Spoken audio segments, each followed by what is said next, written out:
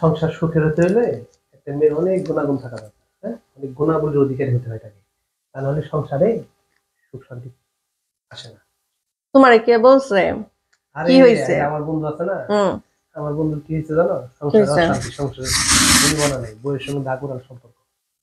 একটা সংসার সুখের হইতে হলে অনেক গুণের প্রয়োজন হয় না, মাত্র 3টা গুণ থাকলে একটা সংসার অনেক সুখের হয়। বলে কে বলছে? আমি বললাম, আমি একটা বউ, আমি জানি না? আচ্ছা বলো, কি কি গুণ থাকলে সংসার সুখের হয়?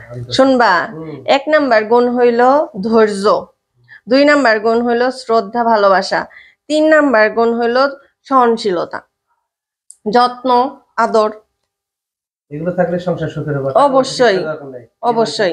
আচ্ছা শোনো, 1 নাম্বার গুণ হলো শ্রদ্ধা ভালোবাসা, আমি বলছি না? মানে সরি, শ্রদ্ধা ভালোবাসা না, শ্রদ্ধা সম্মান। স্বামীকে যদি একটা মেয়ে শ্রদ্ধা সম্মানই না করে, উল্টা পাল্টা যদি সারাদিন বলতে থাকে, তাহলে ওই সংসারে কি শান্তি থাকবে? সঠিক থাকবে না। থাকবে না তো। তারপরে হচ্ছে তোমার ধৈর্য।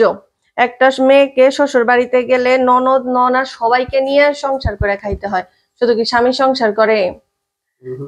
শ্বশুর শাশুড়ির সবার কথা হজম করার মতো ধৈর্য থাকতে হবে। যদি ধৈর্য না থাকে, ওই শাশুড়ি কিছু কইলেই জামাইয়ের গলা ধরে যায়, শাকায় একবারে অশান্তি শুরু করে, তাহলে কি ওই সংসারে শান্তি থাকবে? তাহলে কি থাকতে হবে? ধৈর্য থাকতে হবে, সাথে ভালোবাসা আর যত্ন থাকতে হবে। স্বামীরে অনেক ভালোবাসতে হবো, বিশ্বাস রাখতে হবো স্বামীর প্রতি, যে না আমার স্বামী এরকম কোনো কাজ করতে পারে না। কেউ আইসা বলে গেল আপনার স্বামীরা বাইরে দেখে আসছি, ওইটা নিয়ে যদি বউ অশান্তি করে, সেই সংসারে শান্তি থাকবে? থাকবে না।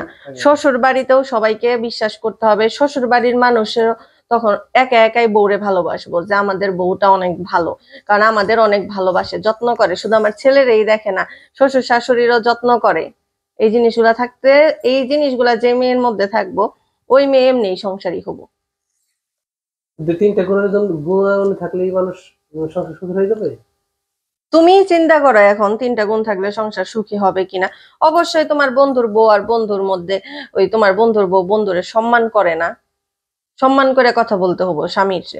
স্বামীকে সম্মান করে, তাদের মধ্যে এরকম সম্পর্ক নাই, ঝগড়াঝাটি এর জন্যই চলতে থাকে। যদি স্বামীকে সম্মান করে কথা বলে, তাহলে তার জামাই বউয়ের মধ্যে ঝগড়া লাগলো না? লাগলো। কথা তো সত্য। আর হচ্ছে তোমার, একটা মেয়ের শুধু সৌন্দর্য দেখে যদি একটা ছেলে বিয়ে করে, তাহলে চলবো না। মেয়ের পরিবার কেমন, মেয়ের মা কেমন, মেয়ের নানি কেমন, এইটাও একটা ছেলের দেখতে হবো। যদি পরিবারের মানুষ ভালো হয়, তাহলে ওই সংসারে বিয়ে করা যায়।